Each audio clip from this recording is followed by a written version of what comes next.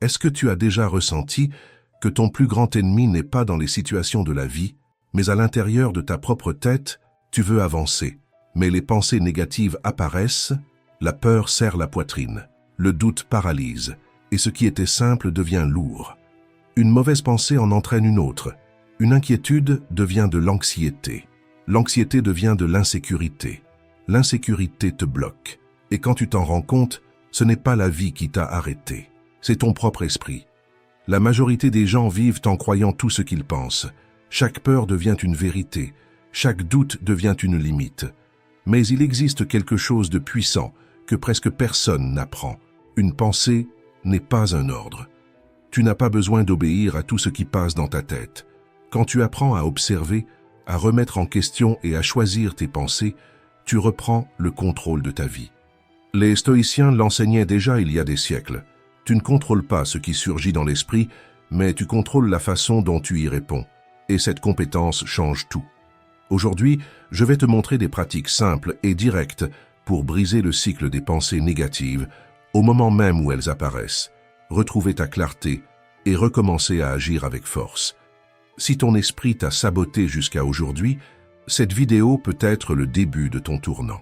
Si tu appliques ces pratiques stoïciennes, dans les prochains jours, tu renforceras ton contrôle émotionnel. Tu deviendras plus conscient, plus sûr de toi, avec plus d'énergie pour agir. À partir de maintenant, tu vas apprendre à diriger ton esprit et non plus à être dirigé par lui. Pratique 1. Laisse ton esprit léger. Imagine un instant que ton esprit est comme un sac à dos sur tes épaules toute la journée. À chaque pensée négative, tu ajoutes un poids de plus à l'intérieur. Une inquiétude devient une pierre. Un souvenir douloureux en devient une autre.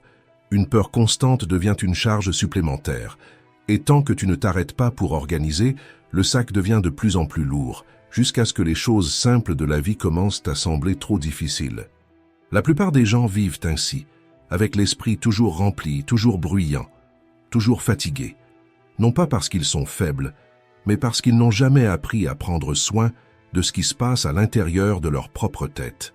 Et c'est là qu'apparaît une vérité, simple, directe et impossible à ignorer. Un esprit troublé crée toujours une vie troublée. Le stoïcisme l'a compris il y a des siècles. Marc Aurèle disait que la qualité de ta vie dépend de la qualité de tes pensées. Ce n'est pas de la poésie, c'est une loi. Le psychologue William James affirmait que la plus grande découverte de sa génération était de comprendre que l'être humain peut changer sa vie en changeant sa façon de penser. Chaque pensée répétée devient une habitude mentale. Et toute habitude mentale finit par façonner tes décisions, ton comportement, ton caractère et au final, ton destin. Le problème n'est pas d'avoir des pensées négatives, c'est humain. Le problème n'est pas de les questionner. Le problème est de les laisser se répéter sans filtre, comme si elles étaient des vérités absolues. C'est là que commence l'usure intérieure. Tu te mets trop de pression, tu te diminues intérieurement, tu revis d'anciennes erreurs, tu imagines des scénarios négatifs qui ne se sont jamais produits. Tu te parles avec dureté, tu t'exiges plus que ce que tu peux donner, tu te juges avec des mots que tu n'utiliserais jamais avec quelqu'un que tu aimes. Pense à cela. Si quelqu'un te parlait de la façon dont tu te parles à toi-même, combien de temps cette personne tiendrait-elle? C'est là qu'intervient la discipline stoïcienne. Organiser son esprit n'est pas lutter contre lui. Ce n'est pas se battre contre les pensées, ni faire semblant qu'elles n'existent pas. C'est observer avec calme. Quand une pensée apparaît et t'affaiblit, arrête-toi et observe. Demande-toi honnêtement, est-ce un fait prouvé ou simplement une supposition de mon esprit? Dirais-je cela à quelqu'un que je respecte? Est-ce que cela m'aide ou est-ce que cela ne fait que me tirer vers le bas? Cette simple pause change tout. Épictète enseignait que tu ne contrôles pas ce qui apparaît dans ton esprit, mais que tu contrôles ce à quoi tu choisis de t'attacher. Et cette idée est aujourd'hui utilisée dans des thérapies modernes pour traiter l'anxiété, le stress et l'auto-sabotage. Chaque fois que tu choisis de ne pas nourrir une pensée destructrice, c'est comme si tu nettoyais une pièce de ton esprit. Chaque fois que tu reformules une idée, c'est comme ouvrir une fenêtre et laisser entrer de l'air frais. En faisant cela, en quelques semaines, quelque chose de profond se produit en toi. Ton esprit cesse d'être un champ de bataille et devient un espace plus organisé et plus calme, plus de concentration, plus de clarté plus de paix intérieure. Non pas parce que le monde a changé, mais parce que toi, tu as changé à l'intérieur. Les personnes mentalement organisées n'ont pas moins de problèmes. Elles les gèrent simplement sans le chaos intérieur. Souviens-toi de ceci. Toutes les pensées ne méritent pas ton attention. Tout ce que ton esprit te dit n'est pas vrai. Organise ton esprit, et ta vie commencera à s'organiser d'elle-même. Pratique 2. Crée de la force à l'intérieur de toi. Ce qui nous embrouille le plus avec les pensées négatives, c'est qu'elles ne ressemblent presque jamais à des ennemis. La plupart du temps, elles arrivent comme une protection. Elles disent des choses comme « Fais attention à ne pas échouer ». Il vaut mieux ne pas trop t'exposer. Si tu essaies, tu pourrais être déçu. Ça ressemble à de la prudence. Ça ressemble au bon sens. Ça ressemble même à de la maturité. Mais le problème, c'est que lorsque tu obéis à ces pensées, ta vie commence à rétrécir. Tu arrêtes de dire ce que tu penses. Tu arrêtes d'essayer, même quand une opportunité claire est devant toi. Tu arrêtes d'affronter des défis qui pourraient te faire grandir. Peu à peu, la peur commence à décider à ta place. Le rejet commence à choisir tes relations. Et l'anxiété commence à contrôler tes paroles. Et quand ces pensées ne sont pas remises en question, elles s'accumulent. Au début, elles paraissent petites, presque inoffensives, mais avec le temps, elles affaiblissent toute ta structure émotionnelle. C'est comme un mur qui commence avec une fissure minuscule, trop petite pour que quelqu'un s'en inquiète. Mais peu à peu, elle grandit, jusqu'à compromettre l'ensemble. C'est pour cela qu'apprendre à gérer tes pensées change ta vie. C'est la force que le stoïcisme veut réveiller en toi. Tu n'as pas besoin de contrôler le vent, mais tu dois contrôler la direction que tu donnes au bateau. Les recherches sur la persévérance de la docteure Carol Dweck ont montré que les personnes qui voient les erreurs comme un apprentissage deviennent plus fortes, plus confiantes et plus réussies au fil de la vie. Elles n'interprètent pas un échec comme une preuve d'incapacité, mais comme une partie du processus de croissance. Tandis qu'une personne le voit comme une limitation personnelle, l'autre regarde ce qu'elle a appris et comment cela peut la rendre meilleure, plus proche de ce qu'elle désire réellement. La situation est la même, le résultat intérieur est complètement différent. Et c'est exactement cela qui transforme les pensées en force. Ce n'est pas ce qui t'arrive qui définit ton avenir, c'est le sens que tu donnes à ce qui arrive. Quand tu changes cette interprétation, tu changes aussi ton attitude. Et quand tu changes ton attitude, tu changes la direction de ta vie. Les problèmes continueront d'apparaître, les difficultés aussi, et cela en soi n'a pas le pouvoir de te faire tomber, mais plutôt la façon dont tu penses à leur sujet.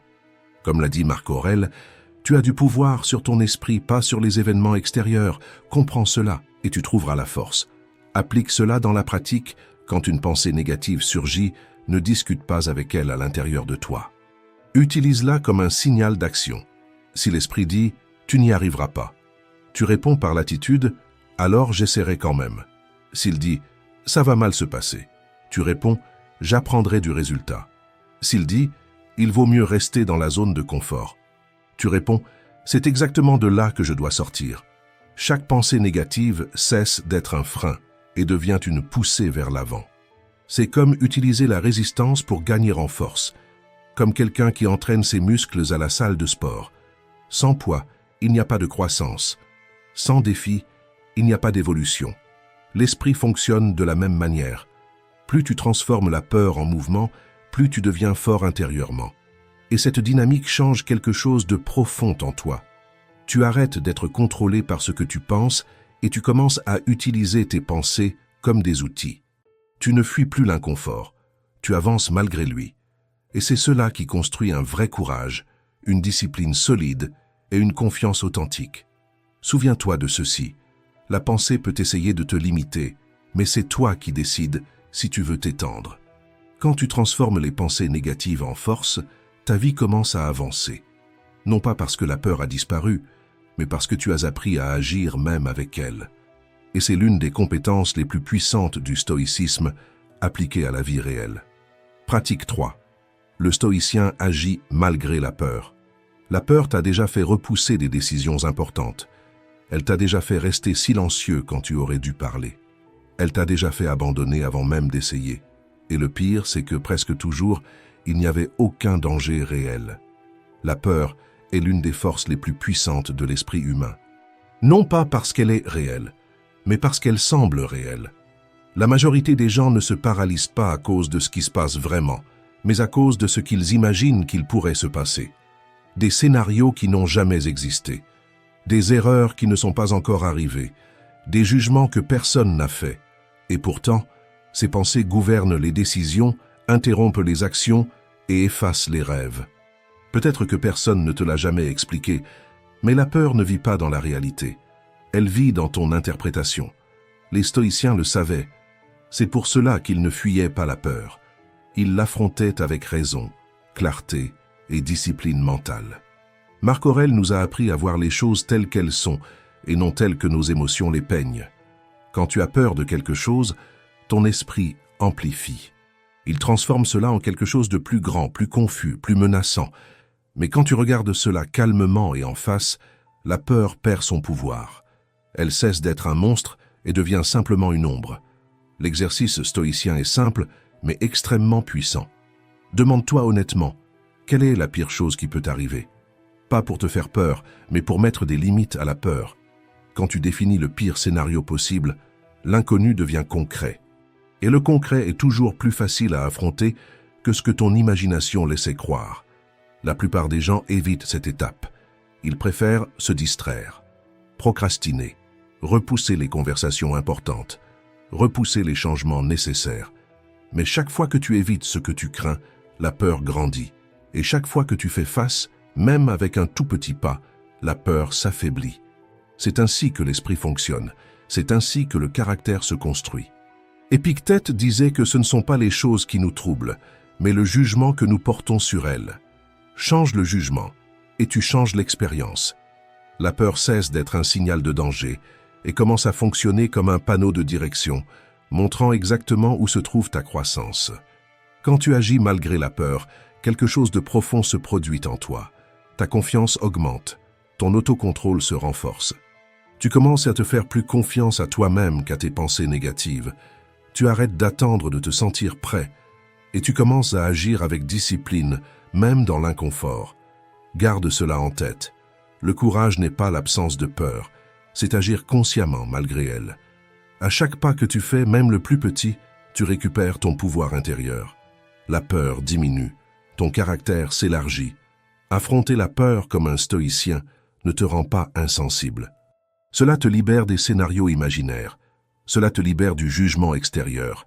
Cela te rend libre d'avancer avec clarté et intention. Et cette liberté intérieure est l'une des plus grandes victoires que l'esprit puisse atteindre. Avec de l'entraînement, de la discipline et de la conscience, toi aussi tu peux y parvenir. Pratique 4. La méditation est l'entraînement de ton esprit. La plupart des gens commencent déjà en disant « Je n'arrive pas à méditer parce que mon esprit ne s'arrête jamais ». La liste des tâches du lendemain envahit la tête, des conversations mal réglées reviennent, les pensées partent dans tous les sens, des souvenirs surgissent. Mais laisse-moi te dire quelque chose très clairement. Si ton esprit est agité, c'est justement à ce moment-là que tu as le plus besoin de cette pratique. Imagine ton esprit comme un lac. Quand l'eau est turbulente, tu ne peux pas voir le fond. Tout paraît confus. Mais quand l'eau se calme, même ce qui est profond devient clair. Méditer ne signifie pas vider l'esprit. C'est une erreur courante. La méditation, c'est s'arrêter assez longtemps pour observer ses pensées sans réagir à elles. C'est créer une pause entre ce que tu ressens et ce que tu fais. Et c'est justement dans cette pause que tu cesses d'agir en automatique. Et cette pause change tes réactions au cours de la journée. Le neuroscientifique Daniel Siegel explique que lorsque nous apprenons à observer nos pensées, nous cessons d'en être dominés et nous commençons à choisir nos réactions avec plus de conscience. La méditation était déjà utilisée comme un outil par les stoïciens. Marc Aurèle, par exemple, écrivait pour organiser son esprit avant d'affronter la journée. Il disait qu'il n'essayait pas de fuir le monde, mais de trouver une clarté intérieure. Parce qu'un esprit clair prend de meilleures décisions.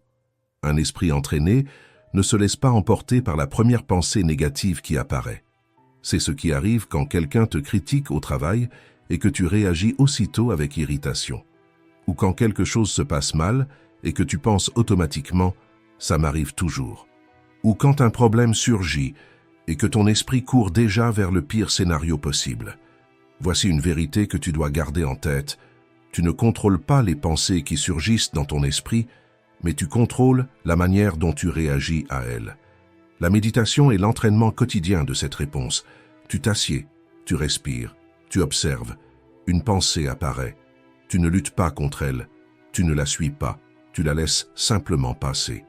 Et chaque fois que tu fais cela, tu renforces ton autocontrôle. C'est cette pratique simple qui te permet de créer un espace entre ce que tu ressens et ce que tu fais. Et c'est dans cet espace que se trouve la véritable liberté intérieure. Sénèque disait que personne n'est libre s'il n'apprend pas à se gouverner lui-même. La méditation est cette gouvernance quotidienne. C'est une discipline mentale. C'est l'entraînement stoïcien appliqué à la vie moderne. 5 minutes par jour suffisent déjà pour commencer. Avec le temps, tu emportes ce calme dans ton quotidien, dans une conversation difficile, dans une décision importante, dans un moment de pression. Au lieu d'exploser, tu respires. Au lieu de désespérer, tu réfléchis. Au lieu d'agir par peur, tu choisis avec clarté. Tu ne réagis plus par impulsion. Tu réponds avec lucidité. Tu ne fuis plus les pensées négatives. Tu les observes. Et quand tu les observes, elles perdent leur pouvoir. Un esprit qui apprend à observer, apprend à se contrôler. La méditation ne t'éloigne pas de la réalité. Elle te prépare à l'affronter avec force intérieure, sérénité et équilibre. Et cet entraînement silencieux du quotidien construit un esprit qui ne se brise pas facilement. Pratique 5. Ton esprit décide du poids des choses. Quand quelque chose se passe mal, l'esprit se rapproche trop de la situation. Il répète l'erreur. Il revit la conversation. Il imagine des conséquences. Et il transforme ce moment en centre de tout. C'est ainsi que naissent l'anxiété, l'inquiétude constante et la fatigue émotionnelle. Tu ne te sens pas épuisé parce que ta vie est difficile. Tu te sens épuisé parce que ton esprit n'arrive pas à prendre de la distance face aux problèmes. Et voici quelque chose qui change tout quand tu le comprends. Ce qui te fait le plus souffrir, ce n'est pas l'événement. C'est la perspective à travers laquelle tu le regardes. Le stoïcisme enseignait une compétence essentielle pour la vie. Faire un pas mental en arrière. Marc Aurèle pratiquait cela constamment. Il s'entraînait à observer sa propre vie comme s'il était un spectateur calme et non un prisonnier des émotions du moment. Cette distance n'efface pas les défis, mais elle enlève le poids exagéré que ton esprit leur donne. Imagine maintenant que tu tiens un problème juste devant tes yeux. Plus il est proche, plus il paraît grand. Il occupe tout ton champ de vision. Maintenant imagine éloigner ce problème lentement. Il continue d'exister, mais il ne domine plus tout. C'est exactement ce que la perspective fait avec tes pensées. Quand quelque chose t'inquiète, arrête-toi et respire. Demande-toi avec honnêteté, est-ce que cela sera encore important dans 1 an? Est-ce que cela aura vraiment du poids dans ma vie dans 5 ans? La plupart du temps, la réponse est non. Et cette simple question change déjà ton état intérieur. L'émotion diminue, l'esprit ralentit, et ta clarté revient. De près, tout semble gigantesque. Avec de la distance, tout reprend sa taille réelle. La perspective crée précisément cet espace. Sénèque avertissait déjà que beaucoup de nos angoisses naissent de l'anticipation de maux qui n'arrivent jamais. Nous vivons en souffrant pour des scénarios qui n'existent que dans l'imagination. La technique de la perspective brise ce cycle. Elle te ramène au présent, le seul endroit où tu peux réellement agir. Avec cette pratique, quelque chose commence à changer dans ton quotidien. Une erreur ne te détruit plus. Une critique perd le pouvoir de te paralyser. Un retard ne gâche plus ta journée. Tu continues d'avancer avec calme et discipline. Non pas parce que tout est parfait, mais parce que tu as appris à ne pas transformer de petits problèmes en grandes tempêtes. Garde cette idée. Tout ne mérite pas ton énergie émotionnelle. Quand tu choisis où tu mets ton attention, tu reprends le contrôle de ta vie. Tu cesses de réagir par impulsion et tu commences à répondre avec conscience. Et cette manière de penser transforme ton caractère. Tu deviens plus solide, plus stable, moins prisonnier d'émotions passagères. Ce qui auparavant semblait une montagne se révèle maintenant n'être qu'une pierre sur le chemin. Et une pierre n'empêche pas celui qui continue d'avancer. La technique de la perspective ne t'éloigne pas de la réalité. Elle t'apprend à voir la réalité avec sagesse. Elle t'aide à vivre avec plus de calme, de clarté et de sens. Et quand tu apprends à regarder ta vie avec plus de distance, tu perçois quelque chose d'essentiel. Tu n'es pas prisonnier. Tu es en processus de croissance. Tu avais seulement besoin d'apprendre à mieux voir. Pratique 6. Fais partie d'environnements qui te font avancer. Beaucoup de gens croient que les pensées négatives naissent dans leur propre tête, comme si elles apparaissaient de nulle part. Mais la plupart du temps, elles viennent de l'extérieur. Elles entrent peu à peu, dans des conversations pleines de plaintes, dans des informations qui ne font qu'alimenter la peur et l'insécurité, chez des personnes qui voient toujours le pire scénario. C'est comme passer toute la journée dans un endroit bruyant. Tu ne t'en rends pas compte sur le moment. Mais quand tu rentres chez toi, tu es épuisé. L'environnement te façonne sans te demander la permission. Il y a quelque chose que tu dois comprendre et je vais être direct. L'esprit s'adapte à ce à quoi il est exposé chaque jour. Si tu vis entouré de négativité, ton dialogue intérieur devient négatif. Pas par faiblesse, mais par répétition. Le stoïcisme a toujours été clair à ce sujet.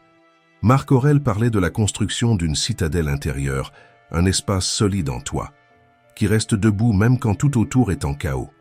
Sénèque écrivait dans ses lettres morales que nous sommes profondément touchés par le caractère de ceux qui nous entourent. Maintenant, pense à ta vie réelle. Tu veux évoluer, mais tu vis près de personnes qui ne font que se plaindre. Tu veux de la discipline, mais tu fais partie d'un environnement qui consomme la distraction en permanence. Tu veux la paix, mais tout autour de toi exige réaction, urgence et désespoir. Et sans t'en rendre compte, tu commences à penser comme ce que tu consommes. Ton humeur change, ton énergie baisse, ta motivation s'affaiblit. C'est plus qu'une théorie. Les neurosciences expliquent que nous copions les comportements grâce à ce qu'on appelle les neurones miroirs. Autrement dit, ce n'est pas seulement mental.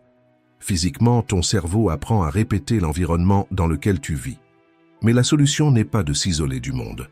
La solution est d'apprendre à filtrer. De la même façon que tu ne manges pas n'importe quoi chaque jour parce que tu prends soin de ton corps, tu ne peux pas non plus laisser n'importe quelle idée entrer dans ton esprit. Faire taire certaines voix n'est pas de l'arrogance, c'est de l'autocontrôle. Choisir des conversations plus conscientes n'est pas une faiblesse, c'est une force intérieure. Le psychologue Jim Rohn disait que tu es la moyenne des 5 personnes avec qui tu passes le plus de temps. Autrement dit, l'environnement que tu fréquentes façonne tes pensées, tes habitudes et même tes résultats. Si tu vis entouré de négativité, elle devient ta norme. Si tu vis entouré de croissance, tu commences à grandir aussi. C'est pour cela que le premier acte de discipline mentale est de choisir où tu mets ton attention. Qu'est-ce que tu écoutes chaque jour? Qu'est-ce que tu répètes dans ta tête? Qu'est-ce que tu autorises à rester en toi? Dans la vie concrète, ce changement apparaît de manière simple. Tu arrêtes d'entrer dans des discussions inutiles. Tu réduis la consommation de contenus qui ne font que générer de l'anxiété. Tu crées des moments de silence. Tu marches sans téléphone pendant quelques minutes. Tu écris tes propres pensées au lieu d'absorber celles des autres en permanence. C'est ainsi que ton esprit commence à s'organiser. Quand tu commences à protéger ce qui entre en toi, alors retiens ceci, tout ce qui vient de l'extérieur ne mérite pas d'avoir accès à ton monde intérieur. Quand tu protèges ton attention, tu protèges ta paix. Quand tu prends soin de ton énergie, ta clarté augmente. Et cela te fait moins réagir, t'impliquer dans moins de drames, devenir plus ferme, plus conscient et plus stable. Voici une vérité dure que j'ai mis du temps à comprendre. Tes problèmes ne vont pas disparaître. Quel que soit le niveau de vie où tu te trouves, tu devras apprendre à gérer des situations indésirables, inconfortables et parfois des personnes désagréables.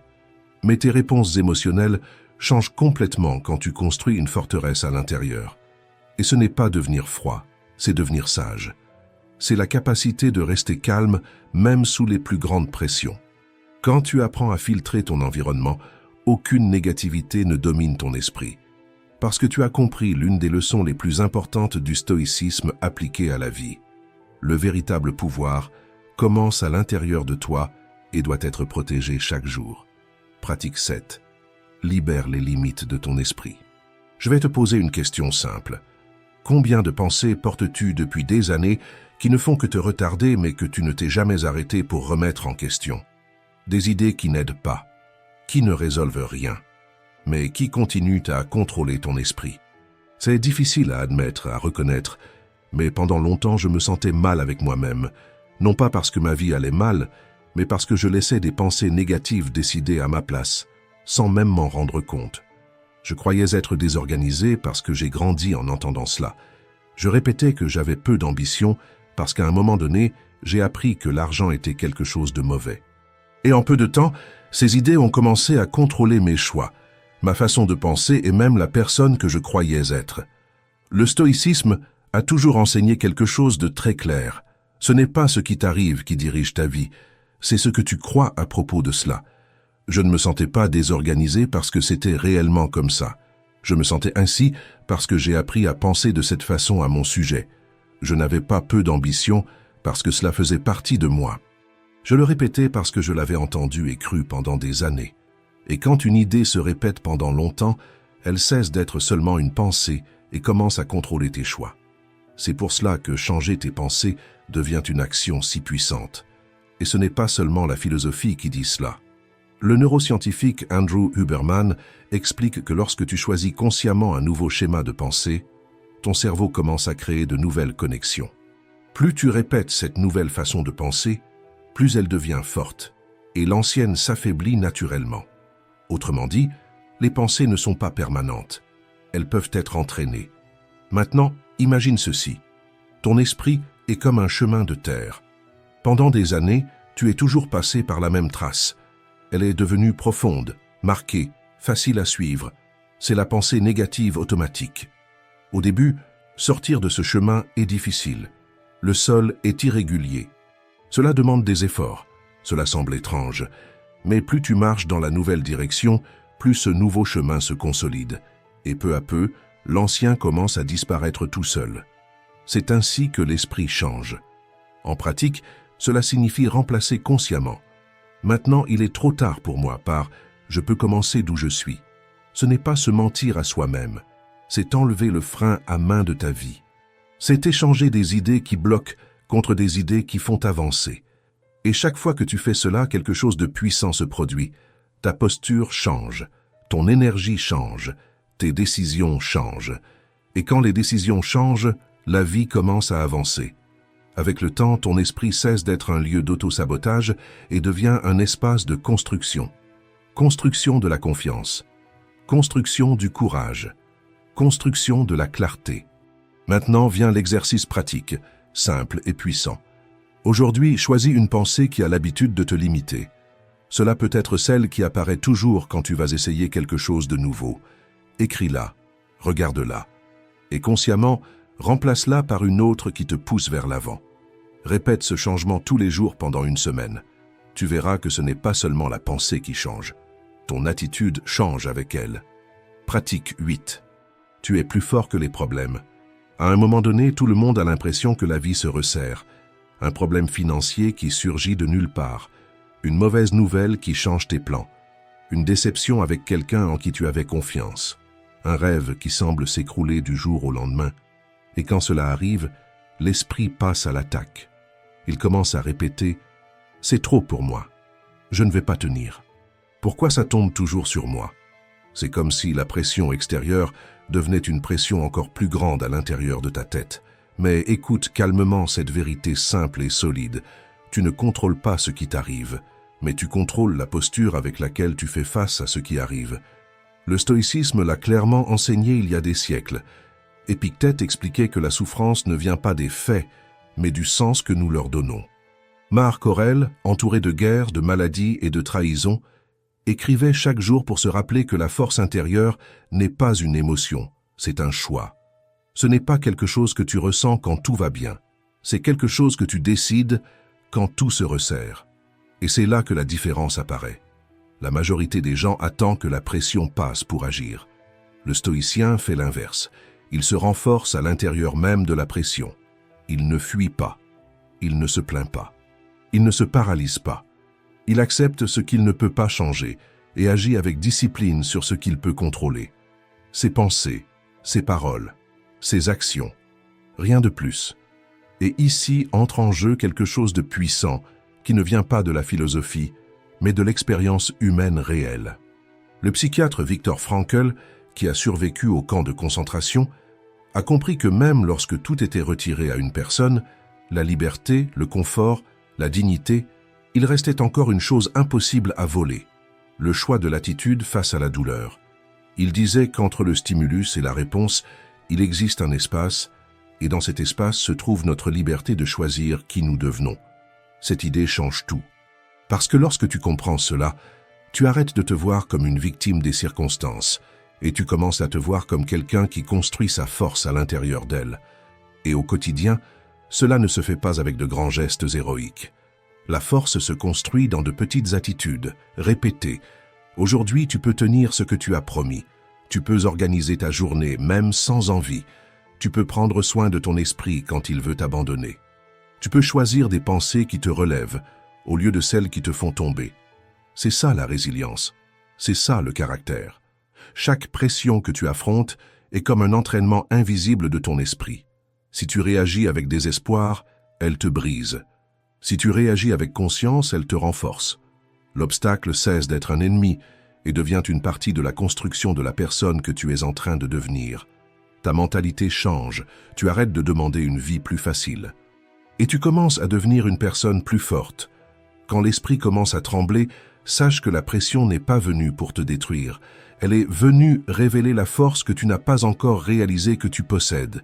Et, à chaque pas que tu fais, c'est le signe que tu apprends à observer ton esprit avec plus de conscience et moins de peur. Que tu choisis quelles pensées vont avoir du pouvoir sur toi. Ton esprit cesse d'être gouverné par le hasard et commence à être dirigé par toi. Et si tu es arrivé jusqu'ici, cela prouve déjà que tu es en train de prendre le contrôle de ton esprit. Peu de gens vont jusqu'au bout. Peu de gens décident vraiment de changer. Tu n'es pas ici pour le divertissement, tu es ici pour la transformation. Alors, écris maintenant dans les commentaires, comme un engagement envers toi-même. Je contrôle mes pensées. Je suis plus fort qu'elles. C'est le point de départ de celui qui cesse d'être prisonnier de son esprit et commence à diriger sa propre vie. Et si ce contenu t'aide à évoluer, abonne-toi à la chaîne, aime cette vidéo et partage-la avec quelqu'un qui a aussi besoin d'apprendre à maîtriser son propre esprit. Ainsi, tu renforces cette communauté de personnes qui choisissent de grandir chaque jour. Et souviens-toi toujours de ceci. Quand tu maîtrises tes pensées, aucun problème n'est plus grand que toi.